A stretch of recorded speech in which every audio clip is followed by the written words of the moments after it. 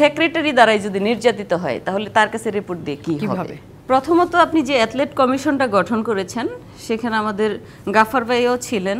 তো এখন যারা আছে তাদের কাজটা হলো কি আপনার অ্যাথলেটদের কোথায় একজন নারী নির্যাতিত হচ্ছে, কোথায় সমস্যা হচ্ছে, যে কোনো অ্যাথলেট এনিহাও কোন জায়গায় কার কি প্রবলেম হচ্ছে সেটা অ্যাথলেট কমিটির কাছে তুলে ধরবে। অ্যাথলেট কমিটি সেটা নিয়ে আলোচনা করবে প্রথমে অলিম্পিকের সাথে।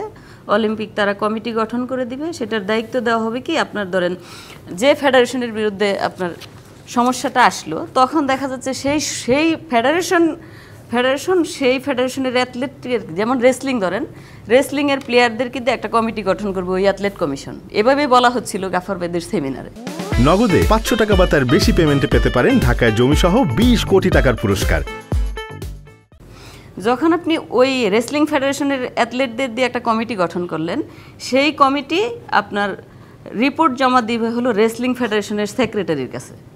যখন আপনি রেসলিং প্লেয়াররা একটা সমস্যার সৃষ্টি হলো, সেই সমস্যার রিপোর্ট জমা দিবে আপনার রেসলিংয়ের সেক্রেটারির কাছে।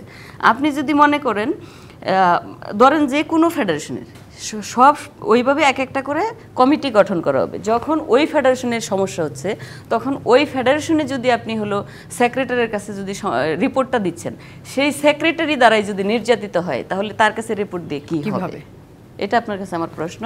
দ্বিতীয় প্রশ্ন হলো যখন হলো আপনার এইভাবে এই ফেডারেশন যে অ্যাসোসিয়েশনগুলো লাইসেন্স দিচ্ছেন তাদের কোনো কী অর্জন আছে, তারা ইন্টারন্যাশনাল কতগুলো রেজাল্ট নিয়ে আসছে দেশের জন্য, কতগুলো জাতীয় পর্যায়ের রেজাল্ট কীভাবে এই খেলার উৎপত্তি তারা নিয়ে আসলো, ক্রীড়া পরিষদ তাদেরকে নিবন্ধন দিচ্ছেন, কিসের ভিত্তিতে দিচ্ছেন, কেন দিচ্ছেন? তার মানে কি এখন এই জায়গায় এসে বোঝা যাচ্ছে যে আপনারা নিবন্ধন দিচ্ছেন যাতে করে মেয়েরা ধর্ষিতা হয়, গর্ভবতী হয় এবং হলো বিভিন্নভাবে ফেডারেশনের কর্মকর্তা দ্বারা নির্যাতিত হয়।